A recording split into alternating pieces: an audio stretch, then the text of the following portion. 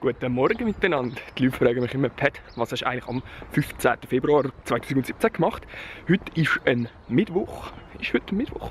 Heute ist Mittwoch und das Wetter ist richtig nice. Schau dir mal die Sonne an, du. Das kennt man am hohen Norden gar nicht. Aber die Fensterscheiben sind all gefroren und es ist eisig kalt. Ich muss jetzt an ein Meeting in der Uni. Da geht es darum, wie zukünftig die Raumverwaltung von der Universität wird gehen. Wir bekommen so ein neues Gebäude, viel zu teuer geworden und alles hure sichs und es hat zu wenig Räume. Sie haben eigentlich ein viel zu teures Gebäude mit unpassenden Anforderungen designt und bauen und jetzt muss man schauen, wie man das regelt. Und um genau das Gebäude geht es. Das da hinter mir, das ist das neue Zentralgebäude von der Uni. Es sieht zwar ein bisschen aus wie ein abgestürztes Raumschiff, aber das ist ein Neubau vom Star-Architekt Daniel Liebeskind. Der ist vor allem bekannt dafür, dass er den Auftrag für das One World Trade Center in New York nicht bekommen hat. Er hat ein paar andere Museen zum Beispiel gebaut, das Jüdische Museum in Berlin oder Kriegsmuseum in Manchester. Aber grundsätzlich ist der halt international irgendwie renommiert.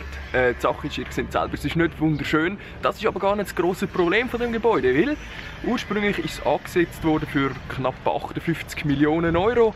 Inzwischen kostet es ungefähr 92 Millionen Euro. Es hätte 2014 eröffnet werden. Es ist jetzt 2017 und im März, glaube ich, steht dann die Eröffnung an. Schau, jetzt kommt dann ein Lastwagenfahrer. Wie finden Sie denn das Gebäude? Ich finde das schön. Ja? Ja, sehr eindrucksvoll. Was Neues. Passt da auch hierher. Ja, finden Sie, das passt zu den alten Backsteingemäuern? Das sind ja ganz viele Leute, die sagen, es passt nicht. Das ist ja gut. Also, okay. Warum gut. Nicht? Das passt alles überall hin. Eben, das ist das neue Gebäude. Es ist viel teurer geworden, es hat länger gebraucht zum Eröffnen und es ist jetzt nicht einmal gross genug. Ich war jetzt gerade bei einer Sitzung, wo es darum gegangen ist, die neuen Räume zu verteilen. Das Problem ist, die Räume, die es hier drin hat, das sind leider zu klein oder zu wenig oder sie dürfen nicht so gebraucht werden, wie die Leute die Anforderungen an die Räume haben. Das ist ein riesiges Desaster. Irgendwie, die Uni findet es geil, die Studierenden finden es scheiße. Es hat in dieser Stadt so viele coole alte Häuser, die noch so straight aus dem Mittelalter sind, die einfach klein modernisiert worden sind, damit es nicht zu kalt wird im Winter. Aber es sieht so geil aus. Okay, meine Frisur sieht inzwischen wieder richtig scheiße aus und darum muss ich jetzt erst mal noch zum Coiffeur. Das Wetter ist immer noch richtig geil und darum kann man sogar schon mit offener Jacke rumlaufen. Ich meine, wie geil ist es?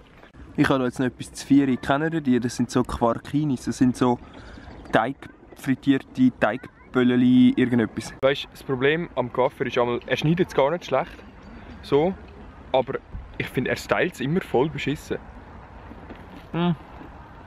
Es ist so cool. Die Leute in dieser Stadt sind so aktiv. Sobald die Sonne ein bisschen scheint, sind plötzlich alle draußen. Schau mal, der Park ist schon wieder so voll.